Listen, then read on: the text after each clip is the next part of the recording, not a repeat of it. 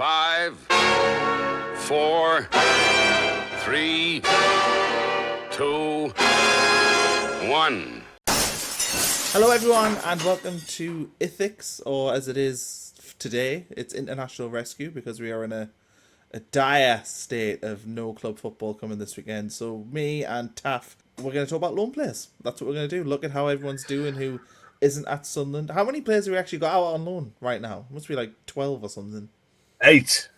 8. Oh, okay. I mean, 8 first teamers. There are other ones in the youth squad that I haven't caught up on, who've gone to local teams. And I don't know if people want to know about our youth players who are sent out on a month here or 3 months there. I don't know if people want to know how they're doing. What have we got? 9? I think we've got 9 players on loan. If you include, we've got 9 players on loan. But if you include Young, who isn't quite a first teamer, I haven't included him today. We did something on him a while back, and since then he saved a penalty. But I haven't included him today. But of the first team squad, we have 8 on loan. It's speaking of Matty Young, there is a very good, I don't know if I mentioned this last time, but Salford have got a very good YouTube channel where they do kind of a behind the scenes thing every week, but it's very current. So like they'll play on Saturday and they'll get this video out on like the Monday, and it's like in the dressing room, stuff that's happening behind the scenes at the club. They did a really good thing the other week because they're changing their colours. I don't know if you've seen this, but they're changing their colours back to their original colours. So they used to play in orange and black, but they changed to red. When they were Gary bought Neville out by Neville had said that it was the biggest mistake he's ever made, and they're going back to their original colours. But anyway, it is worth checking out. As somebody who does not care about Salford City, though did go to a Salford City game on his stag do, saw them get beat off Colchester 1-0. Yeah, somebody who doesn't care about Salford, it is still worth a watch.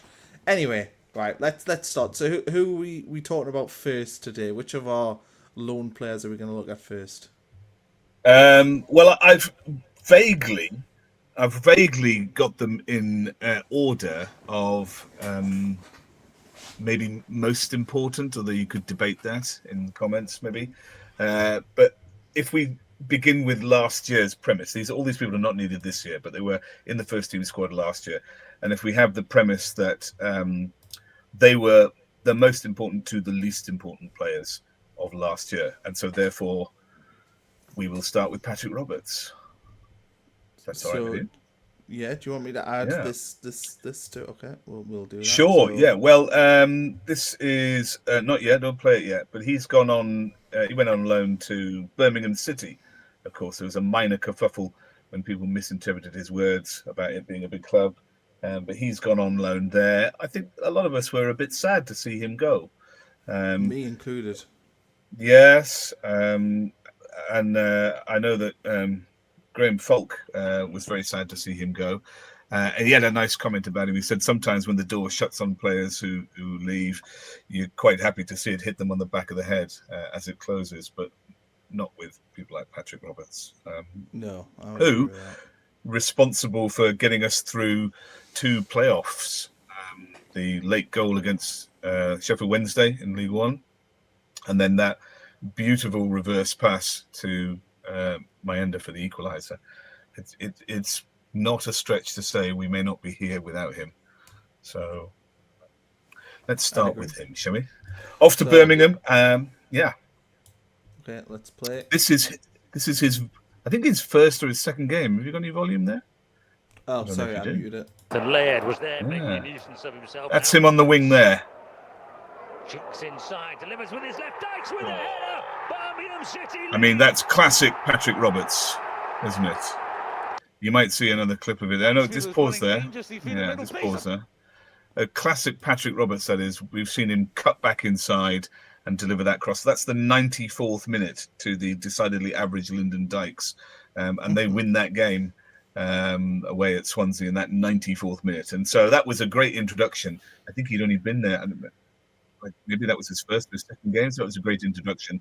And they've been delighted with him. I'm sure other people who are watching have been looking at keeping track of things. And there's lots of Twitter comments about him from time to time. And to begin with, in those first few weeks, They thought he was a tremendous player and he was really exciting. And he does look really exciting. It's died off a bit because he hasn't produced, you know, lots. He's done very well. So 10 games, he's had 8 starts. This was his first goal. This is a couple of weeks after that Swansea introduction. This is away to Wrexham, which was the former SAFC player Derby, because George Dobson scored the opening goal for Wrexham. But it's not a former player, it's a loan player. So let's see Robertson's equaliser. That's him there. And just 21 seconds into the second half, Wrexham are caught with a sucker punch. Go. How frustrating is that, Dobson? He's put straight through the middle, and it's a. I mean, we never saw him when he played for us come off that touchline last season under Labrie. He was always kind of instructed to stay out wide, but under Mowbray, he used to cut inside. He came into the centre of the box in that playoff final against playoff semi against Sheffield Wednesday. But yeah, he's basically, it's actually George Dobson who tries to lash a ball into touch. It ricochets against a player to Stansfield in the middle, who plays it through to Roberts there, who is doing another, it's a reverse shot at goal from the way he's running. These are things we've seen him do a lot, and they're very, very happy with him. There is, I don't know if you've got that run sheet there. There's a Twitter link. There is. I am there. Yeah, which is, they put out, I think, only last week or a couple of days ago, and that's the Birmingham City club. So they're clearly very thrilled with him, and they would like to keep him. 8 starts in 10 games, and 3 goal assists. Well, 3. What's that goal contributions? 1 goal and 2 assists. I mean, he struggled last season to get goals, but he was really important in assists, I think, for us. So he's doing really well there. They would like to keep him, I think, and I don't. Unfortunately, yeah, and I don't think they're going to get promoted unless they go on a really good run. Who knows what they'll do in January? They've got money. Maybe they'll get some good players in January. But they'd like to keep him. Certainly, if we're going to sell to somebody in the Championship, that would be someone we would like to sell to, because they will pay over the odds, I think. I don't know how much money a Patrick Roberts would command, really. I mean, because we got him for peanuts. Nothing, pretty much, didn't we? I don't even know. It's so long ago. Everybody we signed back then who was talented had a sell-on clause or a buyback clause. Yeah, I mean, has Dennis Serkin's buyback clause expired yet? Is it eternal? I think know. So. I'm pretty sure that one expired. Did that not expire at the start of last season? I think. Don't know. It seemed to be talked about forever. But I don't know what the deal with Patrick Roberts is. Came from Man City. I'm sure they have a sell-on. I think we got him for free, but there was a crazy sell-on clause. Yeah, but he only signed a deal at the end of the season when he first came. If you remember, that summer after we got promoted, there was a lot of worry that he wouldn't stay, and he ended up signing, I think, a 2-year deal, and then he signed a 3-year deal after 1 year, I think. So he's got 2 years, I think, left on his contract. Well, I mean, given the strength of our squad and the ambition of the owner, it's difficult to see him playing for us ever again. But I think we all kind of knew that when he went on loan. So he is a player that will be sold. If Birmingham don't buy him, somebody else will. He's back in the Championship, doing his thing again, and he's clearly a really good player, especially for that level. He will improve almost every team at that level, I think.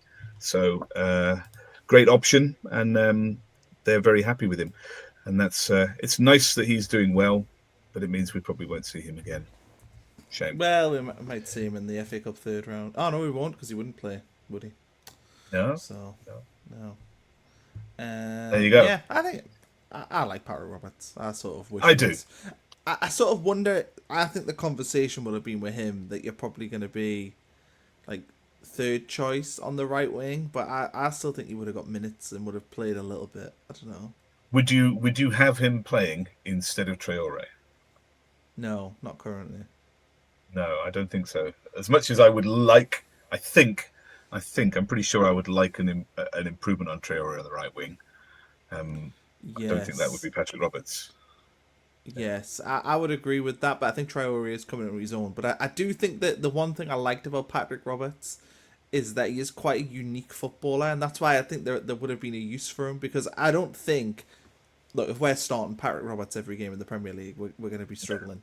But I think that if you're playing against a certain team who maybe has, a susceptible fullback, I'm thinking like Jake O'Brien, who was playing at left back or actually he was playing right back, but the point stands. You have a dodgy player playing in that position, and you've got someone like Roberts who can really have a run at them and have a go at them. I feel like we could have maybe utilised that at times this season. It's different to the other players we have.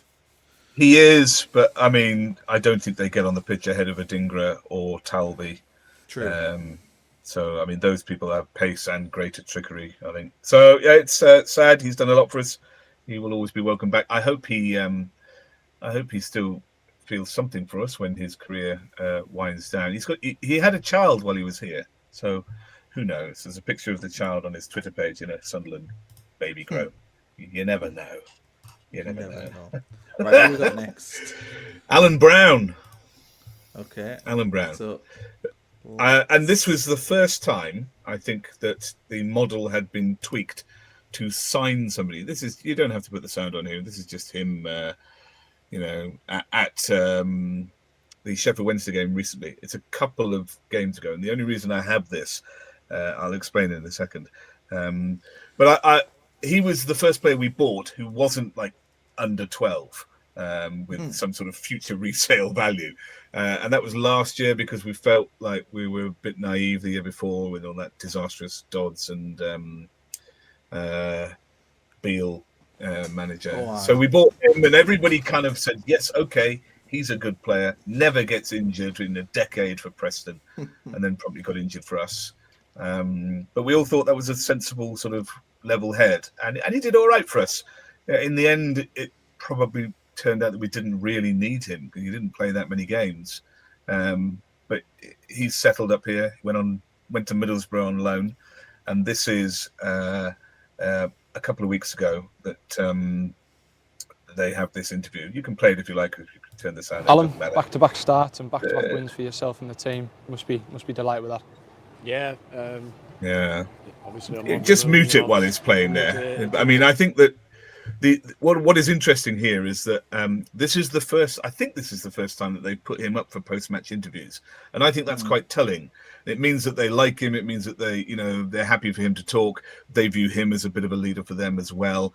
And if you, I think I put a link up there for the one of the Middlesbrough forums. You can click, substitute this for that link maybe. Okay. Okay. So I'm sorry, I've put you on the spot there, haven't I? If you have a look at the forum and scroll through, then you will see that there are lots of positive comments about Alan Browne, and he's done pretty well. This forum, can you not? I might be able to. Yeah, because I can share my screen. So I must have like a nonsense ban on my computer, so I'm not allowed to stream Middlesbrough forums. Maybe you're allowed to have black and white throws, though. I'm allowed to have black and white throws, and I am currently using my black and white throw for warmth. Are you? Hold on a second. I can get this up. Yeah, but he's done pretty well there. They like him, and he is. I don't think he's put in. Yeah, it's not working for me either. Maybe they've exploded. Didn't he? Make some comments in the summer that really irritated some people along the lines of, like, we felt like we deserved a chance and we didn't get it or something.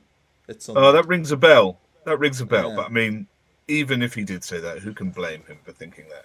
I mean, the only thing I'd say for that is he wasn't really, like, I don't look back at last season and think about Alan Browne as being like a significant part of that team that went up. I think we bought him with the intention of that, but it turned out we didn't really need him. But so, yeah, I agree. But he's done well for them. He's played 10 out of the 11 games since he moved there. So he's clearly integral to them, more so to them than us. I don't know what that says about their promotion prospects. I think they're punching above their statistics at the minute, and I think a drop-off is probably expected. But who knows? They still have Hayden Hackney.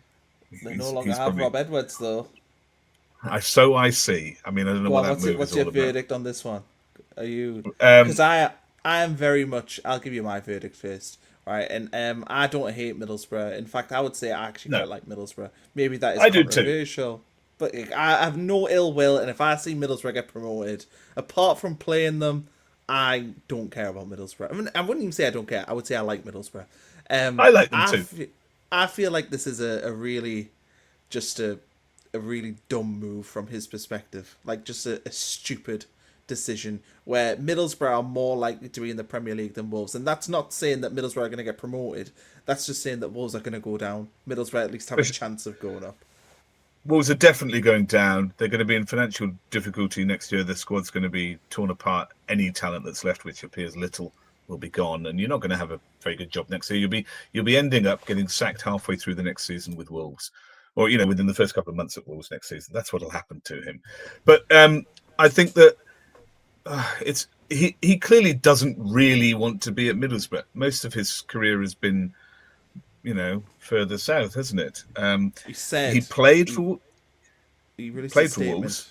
I don't know if you saw this, but he I haven't. A statement saying that Wolves was the only club he would ever have left Middlesbrough for. I mean, Michael Beale said similar things, didn't he? Yeah. He said, "I'm not leaving QPR for Villa. No, I dedicated this place." And 2 weeks later, he's at Rangers. No, it was actually Wolves. Oh, was it? Wolves tried to pinch him, right? Yeah. And he signed a new deal and then went to Rangers the next week. That's right. No, I don't believe that. I know he was a Wolves player, and I think his family are down there. But he must realise he's going to get sacked. He must realise. I mean, maybe not. Maybe you think I can do this. I can keep them up. I can turn it around. You have to find 3 teams worse than you. I would imagine Forest and West Ham pick it up. Maybe things are starting to look difficult for Leeds and Burnley. I think Burnley are down anyway, but I'm not sure about Leeds. But they look like they're in difficulty. And I mean, you've got to find another team that's worse than Wolves. That's really hard, and you have to win a load of games. Do you think he's got an issue as well where, like, we talk about Michael Beale, right? I know they're slightly different, but Edwards had this reputation as being this really, like, quite sensitive and sort of the sort of person you'd like to be friends with, was like the vibe I got off him. He generally spoke quite well, apart from that playoff semi-final against us where he really irritated us, but that's a different discussion. But I feel like this now means that when he inevitably fails or gets sacked at Wolves, I think most clubs wouldn't be happy with him coming in, because he's already left Forest Green Rovers to take up a big job, and that wasn't a great leaving. And then now he's went to Wolves from Middlesbrough. Middlesbrough giving him a chance when I didn't think he really deserved to get a top-end championship job, and he did get it. I just think if he was linked then next season to, say, I don't know, the Norwich City job when they're inevitably towards the bottom of the championship, their fans are probably going to be like, well, they might get relegated, to be fair. But yeah, headed for League One at the minute. Yeah, I just think that it could be like when Michael Beale came in at Sunderland and people go, nope, not having this. These all just false words. I agree. I think that move to Wolves, he's clearly destined for relegation. He's clearly destined for the sack. So, I mean, he says, I've got family down there. I played there, yada, yada, yada. But it appears to me that he's made the move pretty much for money. If he has made it for family, all that says is, I don't really care about Middlesbrough anyway. I took it because it was a job and no one else gave me one. And none of these things, I think, look good for him. And I think, you're right. People will look at that and say, well, I don't know, you're not really a very trustworthy character. If I give you the job, are you going to, do you really want to be here? Because that's the message he's put out, basically, by moving to relegation certainties. And he'll get the sack. He'll be lucky the last 12 months, unless he gets an awesome start. He got relegated at Luton, and then it's not like he's got a proven track record of like getting relegated and then bouncing back. I don't get it. Anyway, let's move on. We're talking too much about Rob Edwards. But Alan Browne is doing well there. Yes. I was reading that forum before, and there were a couple of people in the forum who say, you watch, Alan Browne will be Edwards' first signing. So Edward clearly likes him. He played 10 out of 11 games. The Borough fans seem to like him. He hasn't scored any goals or assisted anything, so he must be playing deeper than usual, although he has played there in the past. He was never a prolific goal scorer, anyway.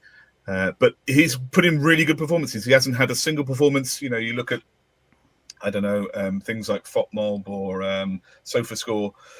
He hasn't put in a single performance that anybody's graded less than a 6.8, if you like that kind of thing. So he's been consistently good for a championship side. But we didn't use him 10 out of 11 games when he signed. So unless he's playing out of his skin, he doesn't strike me as somebody who had much more in his locker. He was dependable. So I don't know what Clyde Middlesbrough got if he gets in every game. But Rob Edwards obviously liked him, and the Borough fans seem to like him. They would probably like to keep him. And I think that he would probably like to stay in the Northeast. I can't imagine he'll move elsewhere. But who knows? But he's another one who may not come back to us.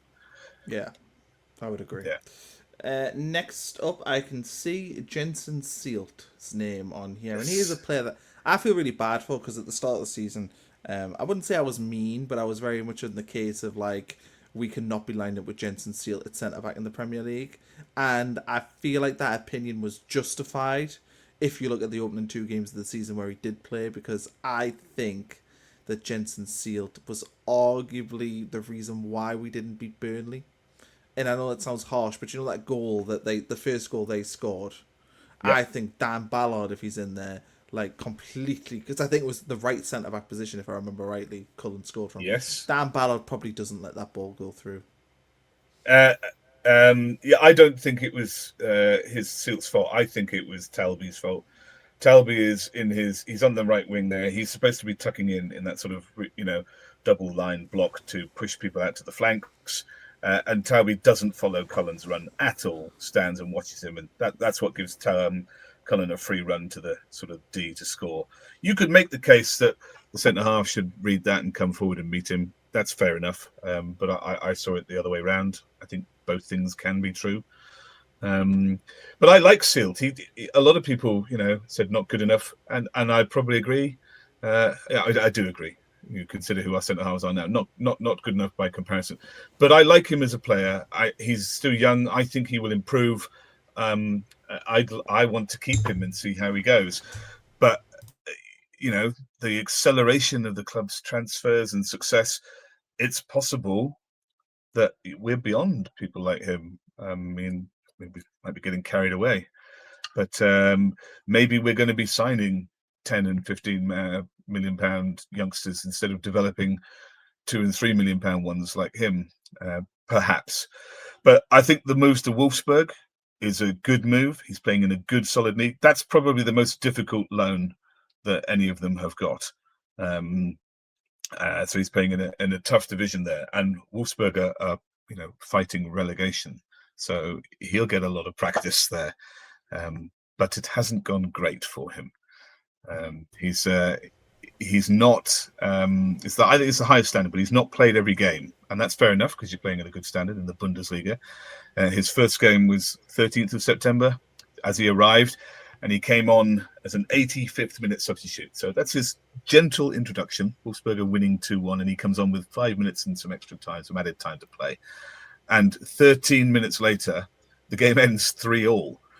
So, he comes on with 5 minutes to go. They concede. Then they score, and they think they've won it in the 94th minute. Or it was the 99th minute. And then, I cannot remember who they're playing now. Then they concede again, and it ends up being 3-3. And that looks like a disastrous introduction to him. But if you watch the footage, if you watch the game, none of it's anything to do with him. So he can't be blamed for it.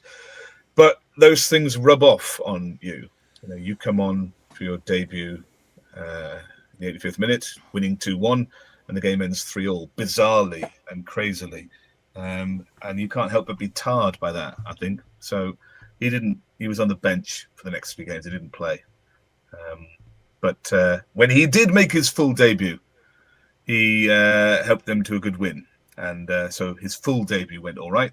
It was a thin win against Hamburger Sporting Football.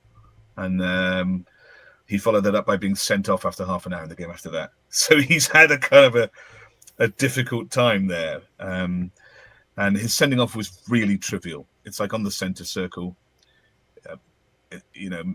He's given a second yellow card for pulling a shirt. It's which he does, but it's so far from goal. And that second yellow gets him sent off on the 36th minute.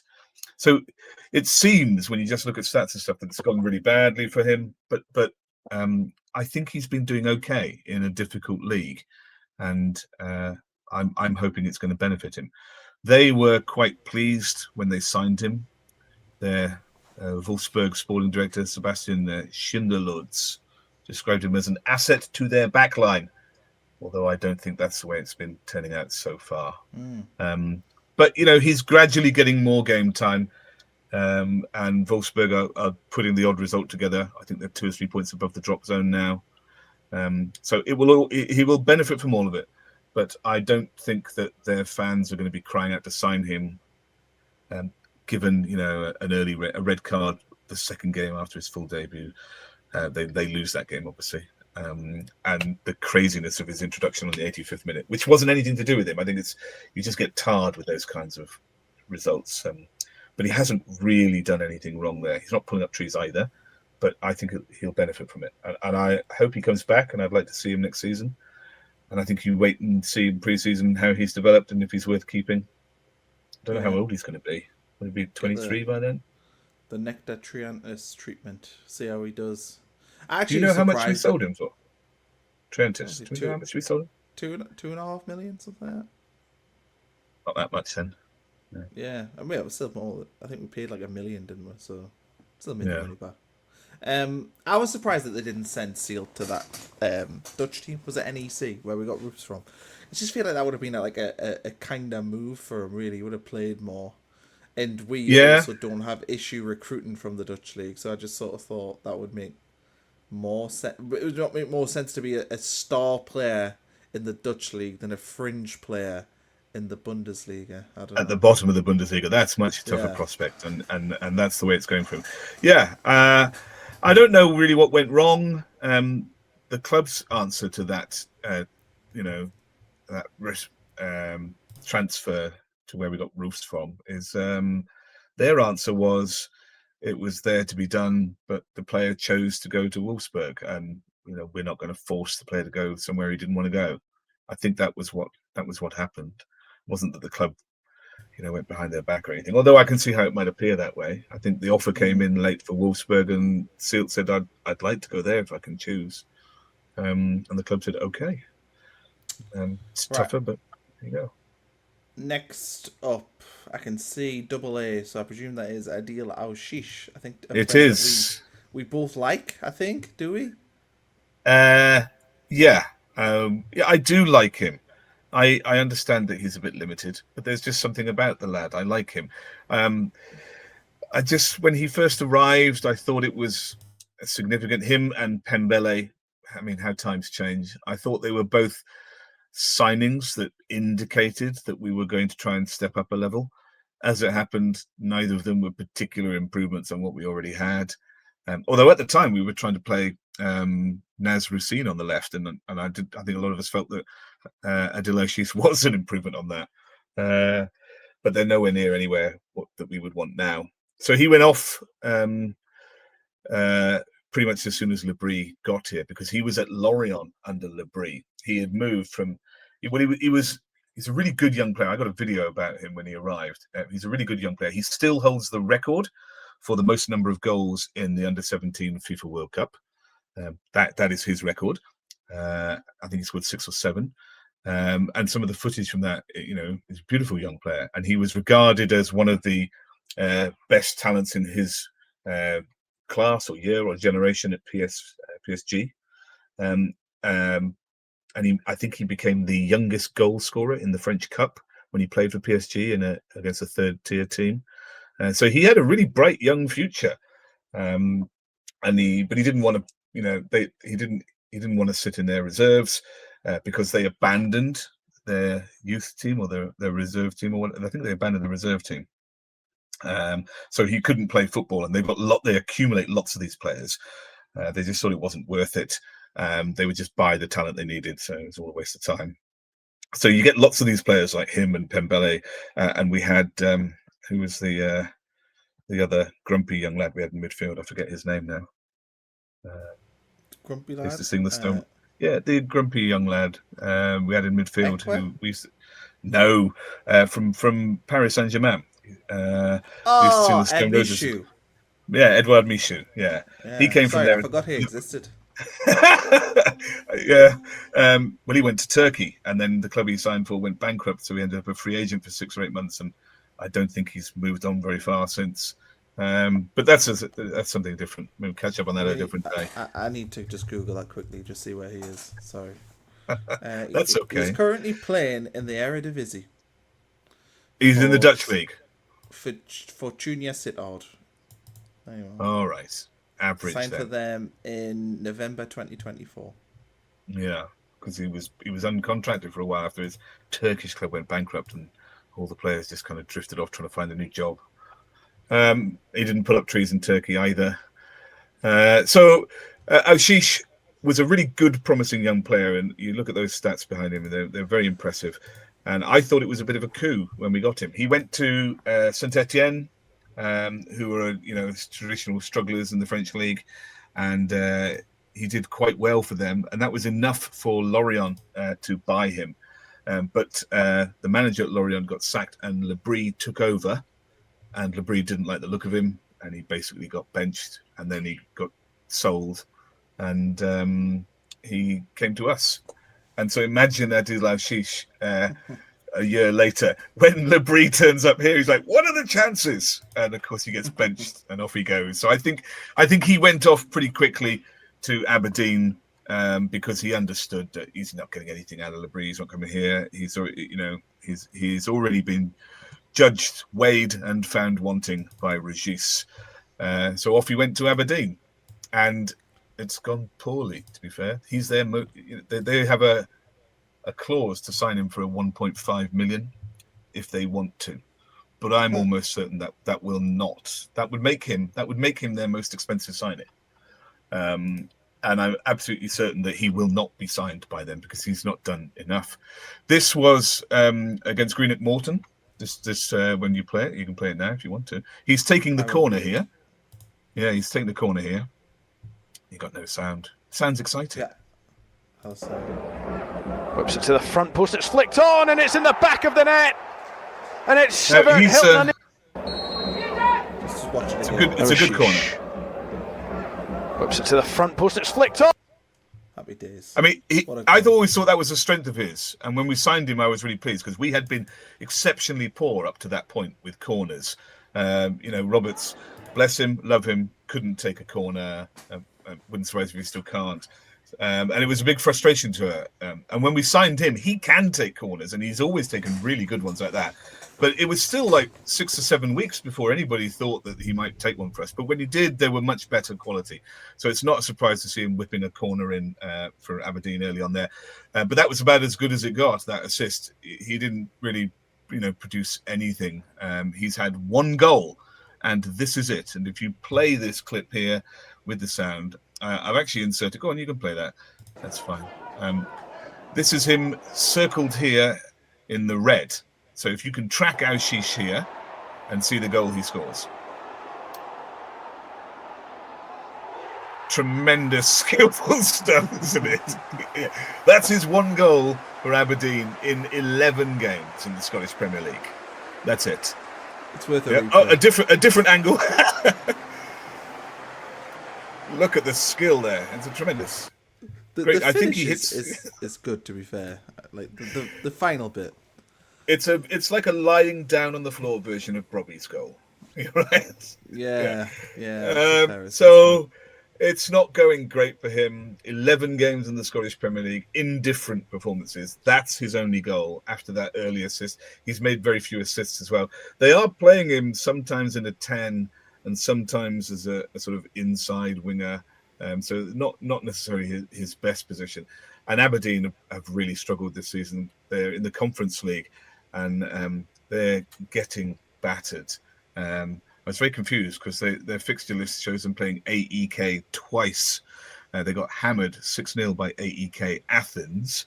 And then they drew against AEK, and I was very confused, so I had to check that out. And it's AEK Larnaca, the Cyprus airport team. So they scraped a draw against those guys. But I don't know if I can show you my screen, and I'll show you the the Conference League, because they've only played 3 games. They've got more to go. Shakhtar Donetsk, who used to be a relative powerhouse in the European competition. They're in the reasons for that. Possibly. They're in the UEFA Conference now, and they had a relatively exciting game with them. Which one am I showing you? I think I'm going to show you this screen. I'm going to show you this screen here. So here is the UEFA Conference League, and if I show you the table for the conference, you can see just how well Aberdeen are doing. This is the league phase, and obviously they're not amongst these top teams, and they haven't played. Oh, there's AEK Larnaca. Wow, the Cyprus holiday destination airport are quite good, are they? There you go. Learn something new every day.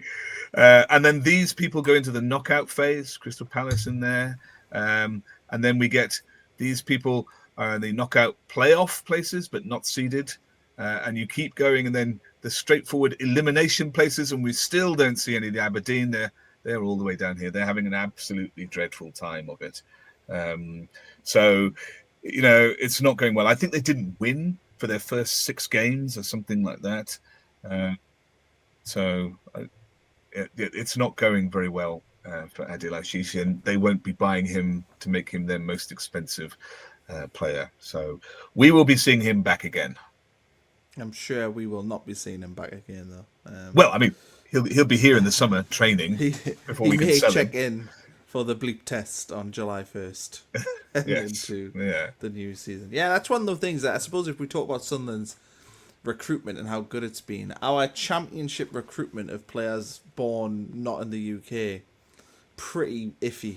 Like, I'm trying to think, is there any that really, really did particularly well that we would have been able to sell for more money? He was a youth star, Aouchiche. He was a genuine capture, Aouchiche. Still holds the record, under-17 World Cup goal scorer, youngest or second youngest cup scorer in France, PSG. They wanted to give him a contract. He went to Saint Etienne and kept them up from relegation. He did all this before he was 20. So he was a genuine capture for us. But, he hasn't been good enough. I always liked him because I always felt he was positive. Whenever he got the ball, he would always turn up field and try to go. And he could take a corner better than almost anybody we had last year. But, didn't he start that win against Sheffield United on New Year's Day? Oh, I was back visiting all my family, and I was going to go to that game. And I came home, and I was basically in COVID. I had COVID. I was in bed for 4 days. Couldn't even go to that game. It was terrible. I know, it was awful. So I couldn't tell you what happened. I couldn't tell you the Aouchiche masterclass if he did play. Right, let's move on. I can see we've got Nazriy Rusyn, who is a player that exists. I think people watching may have forgotten all about him. It's his birthday about 10 days ago, 27 years old, and that in itself says something. I think I've got he signed for who did he sign for again? Do recall it's in the Polish First Division. Arka Gojdica, I think that's it. I'm pretty sure that's who he signed for. And they got some hooligans in. This is his signing. Yeah, Arka Gdynia. That's who he signed for in the Polish top flight. This is his signing video, and I quite like it. If you play it, there's a bit of music on top of it.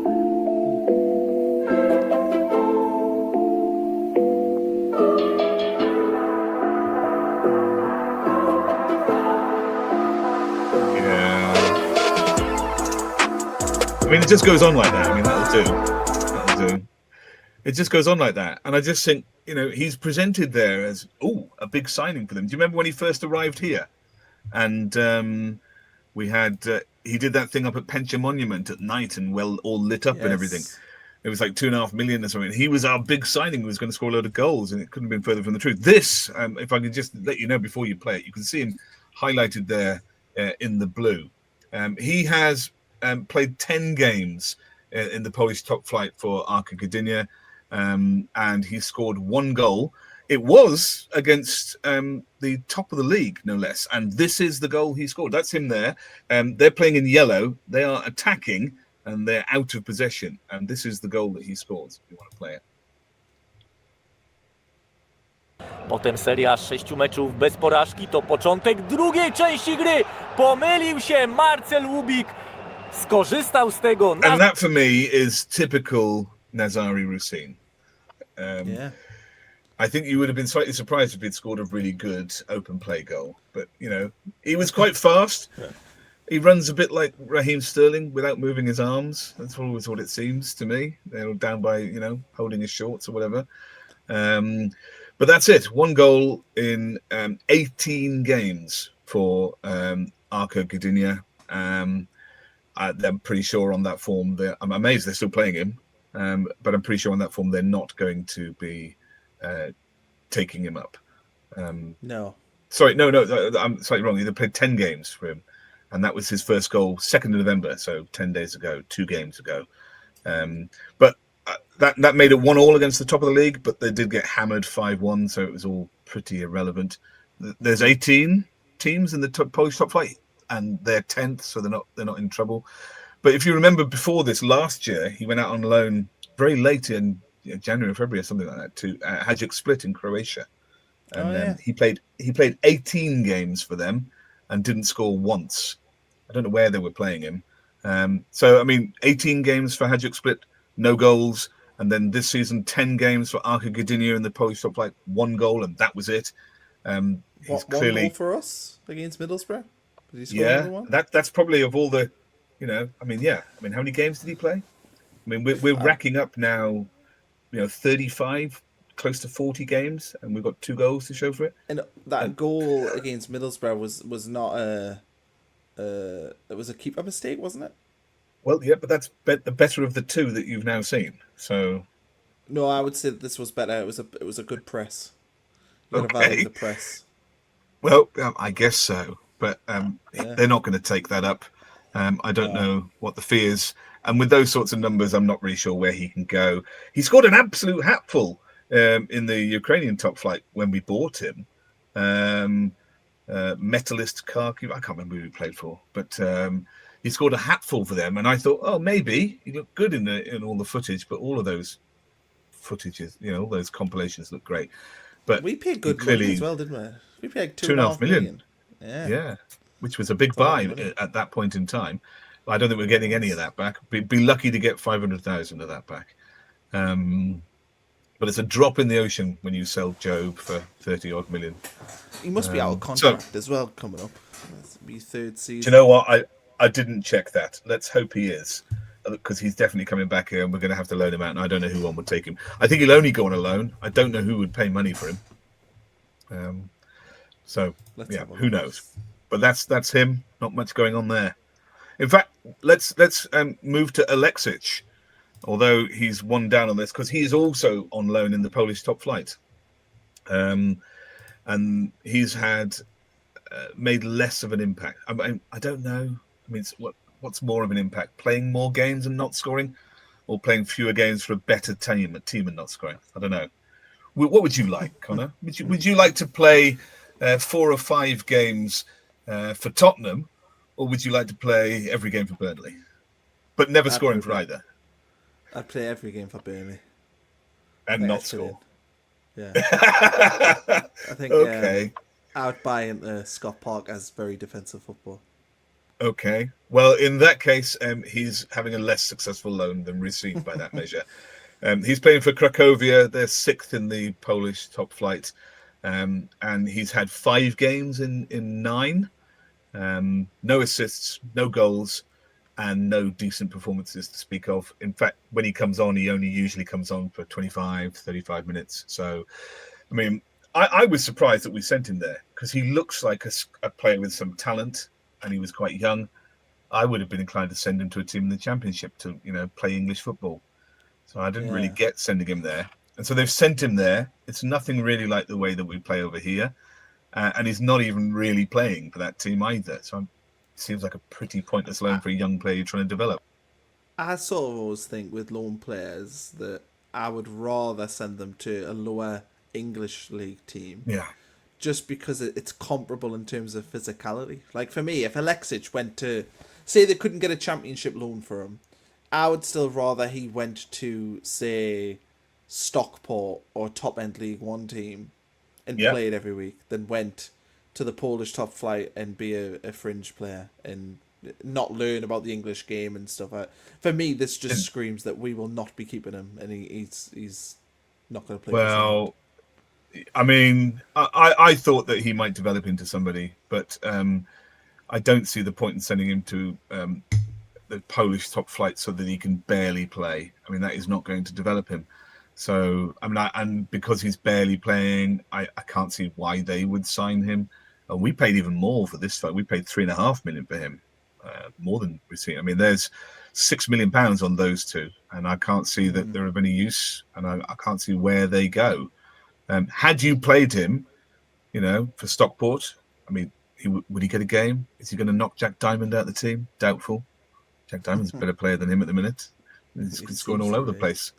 Yeah. In an alternative universe, we're having a podcast here where Tommy Watson's shot hits the post, and we're whinging about recruitment, saying we've wasted £6 million on these two players. On two people who still aren't good enough. Maybe. But, I mean, if you send him to team at top of League One or bottom of the Championship and he does okay, then maybe he has some sale value. I'm not sure what we get out of this. Playing 25 minutes in half the games in the Polish top flight, he's not getting any development there, really.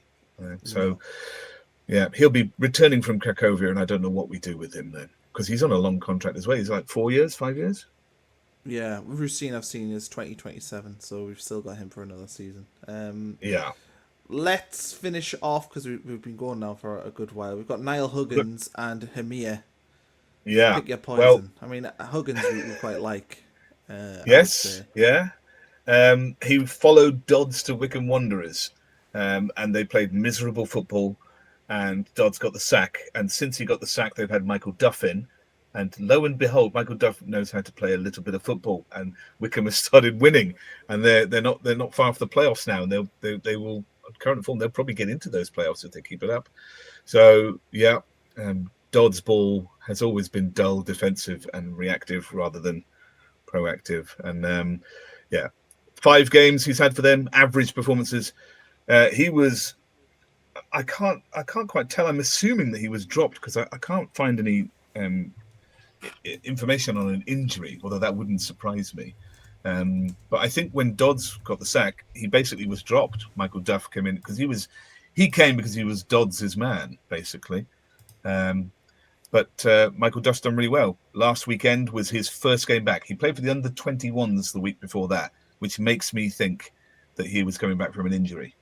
But I can't be sure. It says on transfer market, knee surgery. I'm guessing that can't be the case. That's 2024, though. That's 2024. That is the knee surgery for us. No, I know, but for his thing this season for League One, this season that he's not played the last 6 games. Yeah. He's had a knee, knee surgery. No surprise that he got a bit of an injury then. So he played for the under-21s about 10 days ago at Wycombe, and then last week was his first game back under Michael Duff. A 3-0 win against Gillingham. Hopefully he gets a run in a team that's playing well now. He came on in the 60th minutes as a substitute, so the under-21s, and then coming on in for the 60 minutes, it did look to me like he was coming back from an injury, but I wasn't sure. So it'd be interesting to see how he goes there. If they get into the playoffs, if they get promoted, if he can hold down a place without injury between now and the end of the season, then maybe they would be interested in buying him, because he is a skillful player if he gets a run of form. Is he not out of contract? See how it'd be useful. Oh, that's a good point. I think they gave him like an extension because of his injury, but I'm pretty sure he's out of contract at the end of the season. Well, what do we care then? He's never going to play for us. What do we care? He'll be back. And we can squeeze Semedo in. We can squeeze Hemir in because it's very straightforward. He disappeared off the face of the planet. The guy with the strongest shot I've ever seen play for Sunderland once. He hit that absolute rocket in pre-season. You remember? And he hit the post against Southampton. Remember that? Yeah, but he did nothing. He went to Moreirense in the Portuguese top flight. They're 6th mid-table side. better than mid-table side. He went there and disappeared. Never selected, never made the bench for months until out of the blue, 10 days ago, he made the bench. He still hasn't played, I don't think. But, no, that's true. That's not true. He did. He came on in both games, 10 days ago and last weekend. He came on in the 66th and the 67th minute. So out of nowhere, I thought he'd gone there, and they too had realised, like next gen Juventus and us, that he's not a player at all, which is a shame because he looks like a player. He's got a cracking shot on him, but just a bit lazy. So Moriente, he's played an hour the entire season. That's been in the last couple of weeks. Maybe he'll work his way into the team, but effort is not his strong point, so I can't see it. He'll be back. He's on a 5-year deal. Yeah. He probably got a pay rise when we got promoted as well. So Patrick Roberts aside, and maybe Huggins if he can stay injury free. They're the only people really having some joy. On Browne, Alan Browne. Yeah, Alan Browne. Yeah, playing consistently, putting good numbers together, but they're not helping the goals. I don't know if that's to do with the way they play, but they like him. I suppose Seelt is getting good experience. Score against Preston. I feel like I watched Borough play Preston away, and he scored like a last-minute goal, but maybe it wasn't given to him in the end. He was claiming it's perfectly it, possible. Yeah. And we did steal that one from my end there. He claimed the Leeds goal as well. I mean, I give him that goal. Why on earth does Junior Firpo want that goal? He doesn't. But I don't know if any of it was heading anywhere near goal until Firpo accidentally hits it with his head. I feel like own goals shouldn't be a thing. It should just go to whoever kicked the ball last. I hate own goals. It just exists for betting companies. I think all scorers of own goals would agree with you. Michael Proctor would love that rule. Yeah, he would. Poor guy.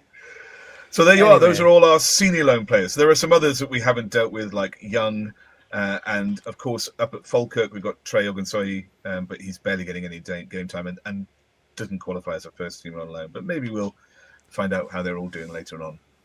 Yeah. Sunderland Scottish Premier League derby is coming up. Falkirk against Aberdeen, where neither will play, I imagine. If you want to watch it, I don't even know when. We'll be watching. Yeah, if it's on Premier Sports, we'll give it a gander. But anyway, thanks if you stuck with us for 53 minutes.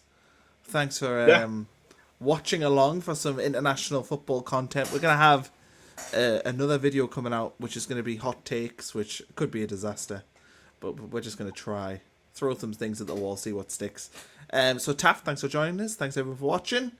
Let us know about what you think of these loan players. If you'd love to see Patrick Roberts back at the stable light once again, let us know, and we'll see you soon for another video.